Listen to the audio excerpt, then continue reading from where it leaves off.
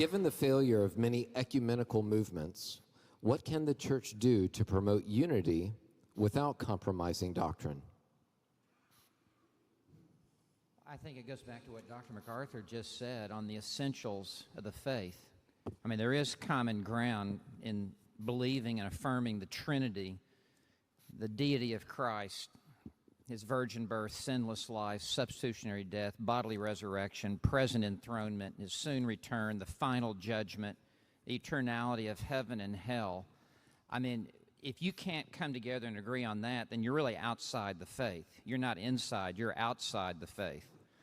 And we, in a true Catholicity, I mean, we come together in agreement on these gospel truths, and these are things that we would be willing to die for. And if you're not willing to die for these things, then there's some question, do you really believe these things that are truly essential? And everything in the Bible is important, and everything in the Bible is true, yet there are some things that rise to a higher level of importance. And every truly, truly I say unto you introduces some of those. And Paul would say, I delivered to you of first importance. Those are the things that we can come together as believers in Christ. But if you can't affirm these, then what Dr. MacArthur is going to preach on tonight, Galatians 1, then the curse of God is upon you. So to me, that's where we come together, is in these fundamental essentials of Christianity that are non-negotiable. I mean, we can't give up 1 inch on this. Anybody who is Reformed is, first of all, Catholic.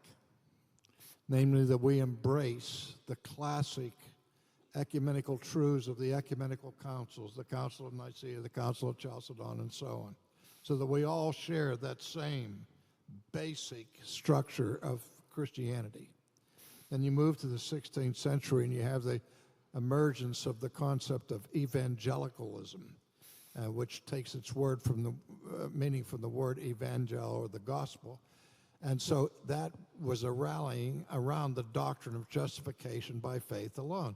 So anyone who is Reformed is also evangelical. And anyone who's evangelical is also Catholic. But at the time of the Reformation, there were many kinds and brands and varieties of evangelicals. Lutherans, Reformed in Switzerland and so on, Episcopalian in England, and you had all these different branches of Protestantism. But though they had differences among themselves, they had certain core beliefs, the Catholic truths, and then also the two primary affirmations of which all historic evangelicals agreed on was, one, justification by faith alone, sola fide, and two, the authority, absolute authority of sacred scripture, sola scriptura.